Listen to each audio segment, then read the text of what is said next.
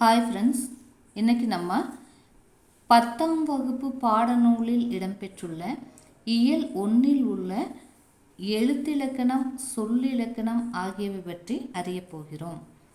தமிழ் இலக்கணம் 5 வகைப்படும்.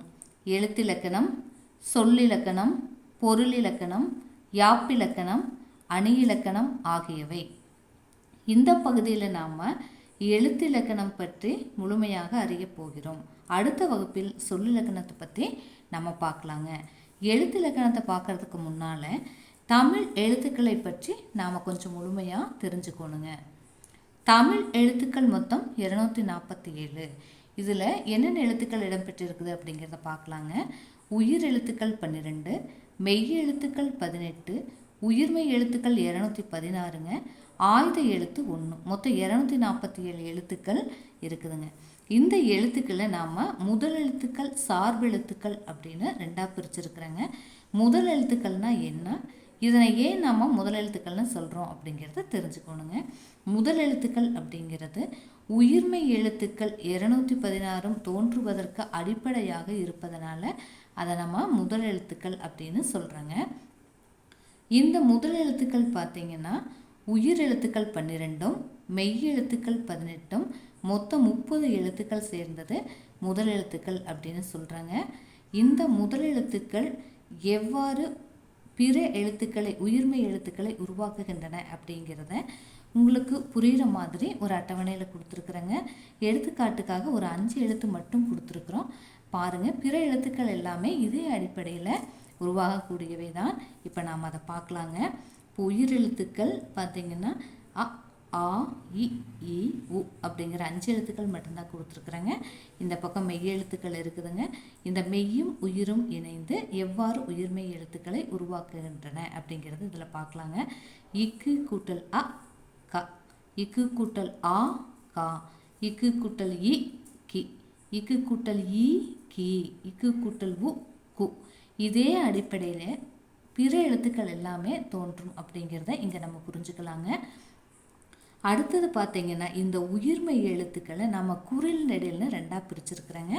அது எப்படி உருவாகுது அப்படிங்கிறத நம்ம பார்க்கலாங்க. இப்போ உயிர்மெய் எழுத்துக்கள் மொத்தம் 216ங்க. இதில் உயிர்மெய் குறில் எழுத்துக்கள் 90ங்க. இந்த குறில் 90 எப்படி உருவாகுதுன்னு பார்த்தீங்கன்னா உயிர் குறில் 5ம் 18 மெய் எழுத்துக்களோட சேர்ந்து உயிர்மெய் குறில் 90 எழுத்துக்கள் உருவாகுதுங்க. உயிர்மெய் நெடில் பார்த்திங்கன்னா 126 எழுத்துக்கள், உயிர் நெடில் எழுத்துக்கள் 7ம் 18 மெய்களுடன் இணைந்து உயிர்மெய் நெடில் எழுத்துக்களாக 126 எழுத்துக்கள் உருவாகுதுங்க. இப்போ நாம் எழுத்துக்களை பற்றி தெரிஞ்சுக்கிட்டேங்க. தமிழ் எழுத்துக்கள் 247ங்கிறதும் அது ரெண்டாக பிரிஞ்சிருக்குது. முதல் எழுத்து, சார்பு எழுத்துக்கள் அப்படிங்கிறதும், முதல் எழுத்துனா என்ன அப்படிங்கிற செய்திகளையும் பார்த்துட்டேங்க. அடுத்தது சார்பு எழுத்துக்களை பற்றி பார்க்கலாங்க. சார்பு எழுத்துக்கள் முதல் எழுத்துக்களை சார்ந்து வருபவை சார்பு எழுத்துக்கள்ங்க. இந்த சார்பு எழுத்துக்கள் 10 வகைப்படும். வாங்க என்னன்னு பார்க்கலாம்.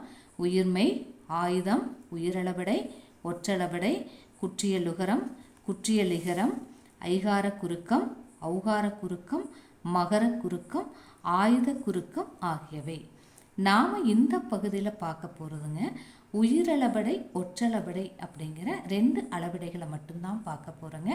இதை பார்க்குறதுக்கு முன்னால் நமக்கு அளபடைனா என்ன அப்படிங்கிறது தெரிஞ்சிருக்கணுங்க. வாங்க நம்ம அளபடையை பற்றி பார்க்கலாம்.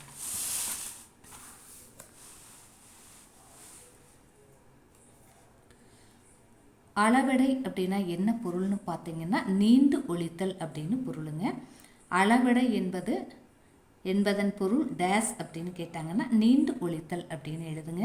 இதுக்கான எடுத்துக்காட்டு பார்த்தீங்கன்னா நம்ம 10ஆம் வகுப்பு பாடப்புத்தகத்தில் இருக்கக்கூடிய எடுத்துக்காட்டுகளை தான் கொடுத்துருக்குறேங்க. நீங்கள் அந்த புக்கை படிக்கும்போது தெளிவாக மனசில் நிற்கும். அதுக்காக அதே எடுத்துக்காட்டுக்களை உங்களுக்கு கொடுத்துருக்குறேங்க. இங்கே பார்த்தீங்கன்னா தொலைவில் இருக்கக்கூடிய அம்மாவை நம்ம அழைக்கும்போது அம்மா அப்படின்னு அழைப்பங்க. முடியும் போது குறிலில் முடியுங்க. இந்த நெடில் ரெண்டாக பிரிச்சிங்கன்னா இம்மு கூட்டல் ஆ அப்படின்னு வருங்க. இதோட இன எழுத்து, இதோட குறில் எழுத்து இன எழுத்தாக வருங்க. அப்போ ஆ அப்படின்னு வருதுங்க. இதில் ஆங்கிறது நெடில், நெடிலுக்கு 2 மாத்திரை அளவுங்க, குறிலுக்கு 1 மாத்திரை அளவு, மொத்தம் 3 மாத்திரை அளவு நீண்டு ஒழிக்குதுங்க. இந்த சொல்லில் பார்த்திங்கன்னா தம்பி, இதுலேயும் பார்த்திங்கன்னா ஈ அப்படிங்கிறது நெடில் 2 மாத்திரை அளவுங்க. இகரம் குறில் 1 மாத்திரை அளவு, மொத்தம் 3 மாத்திரை அளவுங்க. தமிழ் எழுத்துக்கள் பார்த்தீங்கன்னா அதிகபட்ச மாத்திரை அளவு 2ங்க, குறைந்தபட்ச மாத்திரை அளவும் அரை மாத்திரை அளவு. அதுக்கு மேலே 3 மாத்திரை அளவுள்ள எழுத்துக்கள் தமிழில் கிடையாதுங்க. இங்கே அளவிடையில் நம்ம 3 மாத்திரை அளவு ஓசை இனிமைக்காக பயன்படுத்துகிறோங்க. அப்படி ஓசை இனிமைக்காக நம்ம பயன்படுத்தும் போது நெடில் எழுத்துக்கான இணை எழுத்தை நம்ம கூட சேர்த்துக்கிறோங்க. அப்படி நீண்டு ஒலிக்கிறது தான் அளவிடை அப்படின்னு நம்ம சொல்கிறோங்க. வாங்க அளவிடையோட வகைகளை பற்றி நம்ம இப்போ பார்க்கலாம். அளவிடை 2 வகைப்படுங்க. உயிரளவிடை, ஒற்றளவிடை. அளவிடை என்பதன் பொருள் டேஸ்ன்னு கேட்டால் நீண்டு ஒலித்தல்னு எழுதுங்க. அளவிடை டேஸ் வகைப்படும்னு கேட்டால் 2 வகைப்படும்னு எழுதுங்க. என்னென்ன வகைன்னு பார்த்தீங்கன்னா உயிரளவிடை, ஒற்றளவிடை. உயிரளவிடைனா என்னங்க? உயிர் நெற்றெழுத்துக்கள் நீண்டு ஒலிப்பது உயிரளவிடைங்க. உயிர் நெற்றெழுத்துக்கள் மொத்தம் 7ங்க.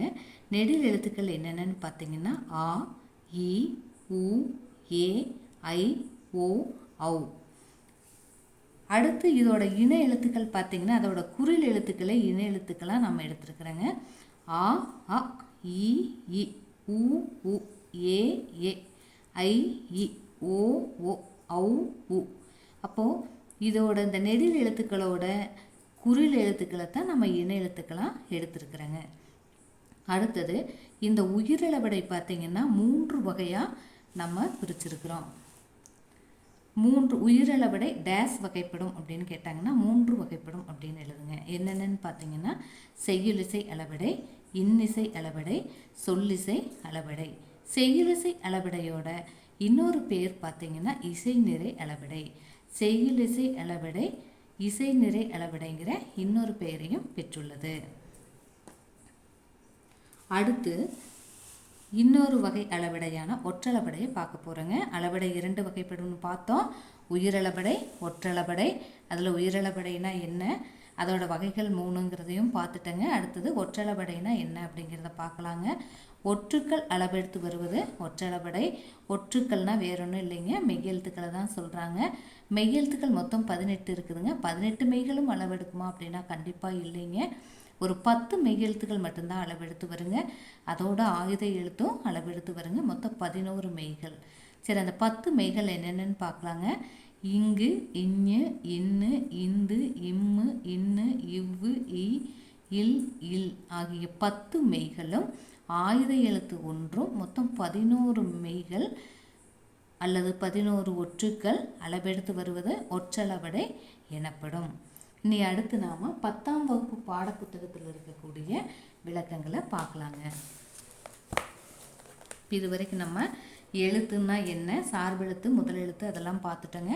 அடுத்தது அளவிடைக்கு வந்துட்டோம். அடுத்தது நம்ம உயிரளவிடைனா என்ன அப்படிங்கிறத பார்க்கலாங்க. செய்யுளில் மொழிக்கு முதலிலும் இடையிலும் இறுதியிலும் நிற்கிற உயிர் நெற்றெழுத்துக்கள். நம்ம உயிர் நெற்றெழுத்து என்னென்னு பார்த்துட்டோங்க. தத்தம் அளவில் நீண்டு ஒலிக்கும் போது அதை குறிக்க நெற்றெழுத்துக்களின் இனமான குற்றெழுத்துக்கள். நெற்றெழுத்துக்கள் என்னென்னு பார்த்தங்க, அதோட இணை எழுத்துக்கள் என்னென்னு நம்ம பார்த்துட்டோம். அவற்றின் பின்னால் வரும். இவ்வாறு வருவது உயிரளவிடை எனப்படும். உயிரளவிடை 3 வகைப்படும். அந்த 3 வகை என்னென்னு பார்த்துட்டோங்க. அதில் முதல் வகையான செய்யுளிசை அளவிடையை பற்றி இங்கே நம்ம பார்க்க போகிறோங்க. செய்யுளிசை அளவிடைனா என்னன்னு பார்த்தீங்கன்னா செய்யுளில் ஓசை குறையும் போது அதனை நிறைவு செய்ய நெற்றெழுத்துக்கள் அளவெடுத்தலை செய்யுளிசை அளவிடை என்போம். செய்யுளிசை அளவிடையோட வேறு பெயர் இசை நிறை அளவிடை. இது பார்த்தீங்கன்னா மொழி முதல், இடை, கடை ஆகிய 3 இடங்களிலுமே வருங்க. மொழி முதல்ல பார்த்தீங்கன்னா ஓ ஒதல் வேண்டும். ஓ ஒதல் அப்படிங்கிறது இந்த இடத்துல குறில் நெடில் அளவெடுத்துருக்குதுங்க. நெடிலுக்கு இனமான அதோட குறில் எழுத்து வந்து அளவெடுத்துருக்குது. அடுத்தது பார்த்திங்கன்னா மொழி இடை உரா அர், இந்த இடத்துல இடையில் அளவெடுத்துருக்குதுங்க. அடுத்தது மொழி இறுதி, இறுதினாலும் கடைனாலும் ஒன்று தாங்க. நல்ல படா பறை, இந்த படா அப்படிங்கிற இந்த இடத்துல அளவெடுத்துருக்குதுங்க. அடுத்து நம்ம பார்க்க போகிறது இன்னிசை அளவிடை. இன்னிசை அளவிடைனா என்னன்னு பார்த்தீங்கன்னா செய்யுளில் ஓசை குறையாத இடத்திலும். செய்யுளிசை அளவிடைக்கு என்ன பார்த்தங்க, செய்யுளில் ஓசை குறையும் போது அந்த ஓசையை நிறைவு செய்ய நெட்டெழுத்துக்கள் அளவெடுக்கும் அப்படின்னு பார்த்தங்க. இன்னிசை அளவெடையில் செய்யுளில் ஓசை குறையாத இடத்திலும் இனிய ஓசைக்காக குரில் நெடிலாகி அளவெடுப்பது இன்னிசை அளவெடைங்க. இந்த வேறுபாடு வச்சு நீங்கள் மைண்டில் வச்சுக்கலாங்க. அடுத்தது இதோட சான்று பார்த்தீங்கன்னா கெடுப்பதூவும், இந்த இடத்துல ஊ அல்ல நெடில் தன்னோட இனமான குரில் அளவெடுத்துருக்குதுங்க.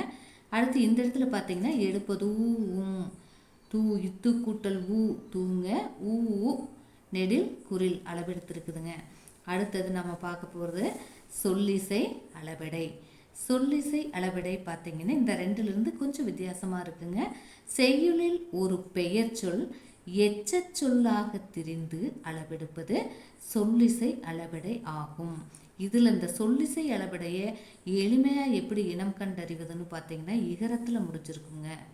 இகரத்தில் முடியும் போது உங்களுக்கு சொல்லிசை அளபெடையாக அது வந்திருக்கும். இது என்னன்னு பார்த்தீங்கன்னா இந்த உரநசையி வரநசையின்னு கொடுத்துருக்குறாங்க. இங்கே நசை அப்படிங்கிறது பார்த்தீங்கன்னா நசை அப்படின்னா விருப்பம்னு பொருளுங்க. இந்த விருப்பம் அப்படிங்கிற சொல் இகரம் பெற்று நசையி விரும்பி அப்படிங்கிற எச்ச சொல்லாக மாறுதுங்க, வினையெச்ச சொல்லாக மாறுதுங்க. இதைத்தான் நாம் சொல்லிசை அளபெடைன்னு சொல்கிறோம். அடுத்தது பார்த்தீங்கன்னா ஒற்றளபெடை. செய்யுளில் ஓசை குறையும் போது அதனை நிறைவு செய்ய மெய்யெழுத்துக்கள் ஒற்றுக்கள்னாலும் மெய்யெழுத்துக்கள்னாலும் ஒன்று தாங்க. இங்கு இங்கு இன்னு இந்து இம்மு இன் இவ் இ இல் இல் இந்த 10 ஆயுத எழுத்து 1 மொத்தம் 11 எழுத்துக்கள் அளவெடுத்து வருவது ஒற்றளபெடை எனப்படும். இங்கே எடுத்துக்காட்டு பார்த்தீங்கன்னா இங் இறைவன், இங்கு 2 இடத்துல மெய் 2 மெய் சேர்ந்து வந்திருக்குதுங்க. அடுத்தது இங்கே பார்த்தீங்கன்னா ஆயுத எழுத்து அளவெடுத்து வந்திருக்கு. எக்கிலங்கிய, இதில் பார்த்தீங்கன்னா எக்கிலங்கிய 2 ஆயுத எழுத்து அளவெடுத்து வந்திருக்குதுங்க. அப்போ இது ஒற்றளபெடை எனப்படும். இந்த வகுப்பில் நாம் எழுத்துன்னா எழுத்திலக்கணம் பற்றி முழுமையாக தெரிஞ்சுக்கிட்டோங்க. தமிழ் எழுத்துக்களோட விளக்கம் தெரிஞ்சுக்கிட்டோம். முதல் எழுத்து சார்பெழுத்துனா என்னென்னு தெரிஞ்சுக்கிட்டோம். அளபெடையை பற்றி பார்த்தோம். அளபெடையோட வகைகள் 2ங்கிறத பார்த்தோம். அதில் உயிரளபெடையில் 3 வகைகள் இருக்குதுங்கிறத பார்த்தோம். அதோட விளக்கத்தை நம்ம இப்போ பார்த்தோங்க. ஒற்றளபெடையும் பார்த்துட்டோம். அடுத்த வகுப்பில் நாம் சொல்லிலக்கணம்னா என்ன அப்படிங்கிற முழுமையான விளக்கத்தை பார்க்கலாங்க. நன்றி. வாழ்க வளமுடன்.